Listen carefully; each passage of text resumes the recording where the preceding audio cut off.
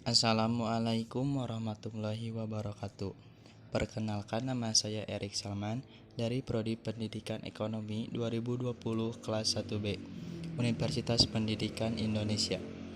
Di sini saya akan menjelaskan tentang dinamika dan tantangan Pancasila dalam kehidupan berbangsa dan bernegara.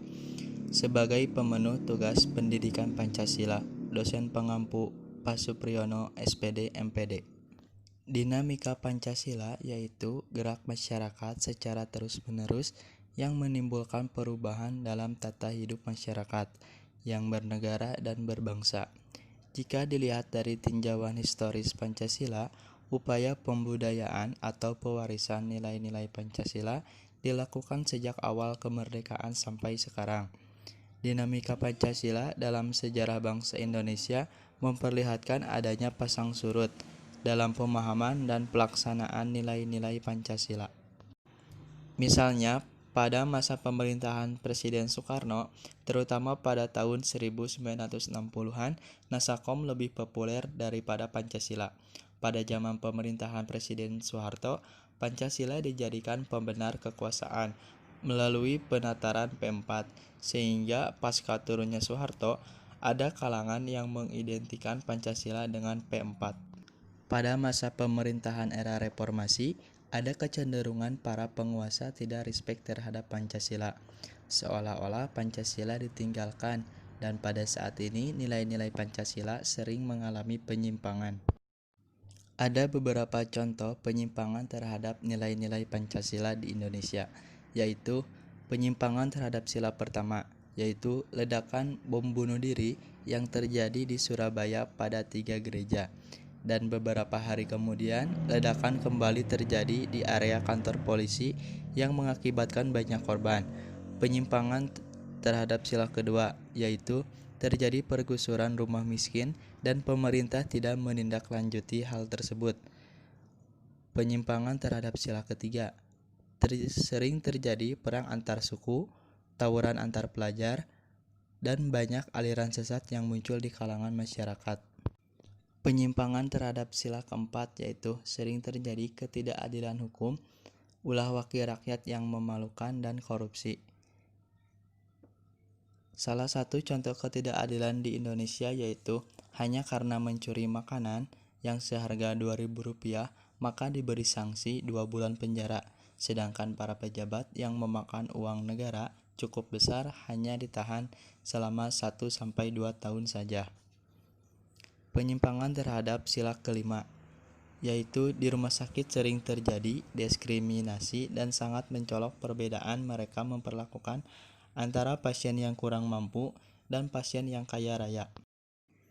Tantangan Pancasila dalam kehidupan berbangsa dan bernegara. Salah satu tantangan terhadap Pancasila dalam kehidupan berbangsa dan bernegara adalah meletakkan nilai-nilai Pancasila tidak dalam posisi sebenarnya, sehingga nilai-nilai Pancasila menyimpang dari kenyataan hidup berbangsa dan bernegara. Salah satu contohnya, pengangkatan Soekarno sebagai presiden seumur hidup oleh MPRS.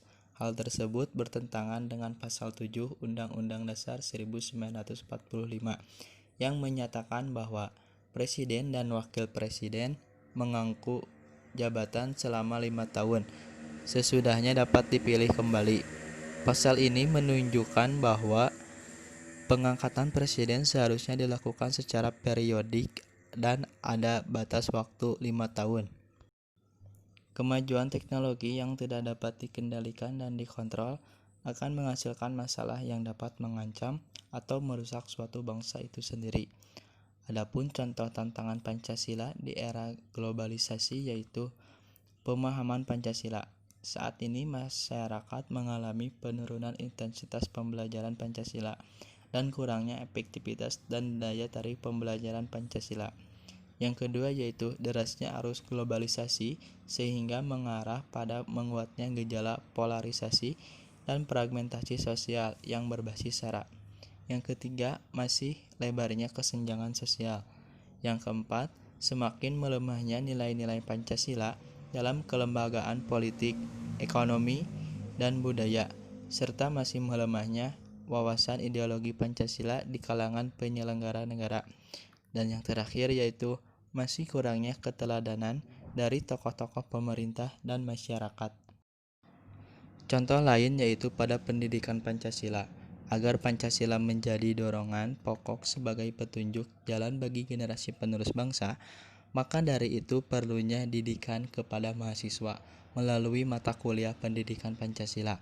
Sebagaimana tercantum dalam Undang-Undang Negara Republik Indonesia Nomor 12 Tahun 2012 tentang perguruan tinggi yang menetapkan bahwa mata kuliah pendidikan Pancasila wajib dimuat pada kurikulum perguruan tinggi.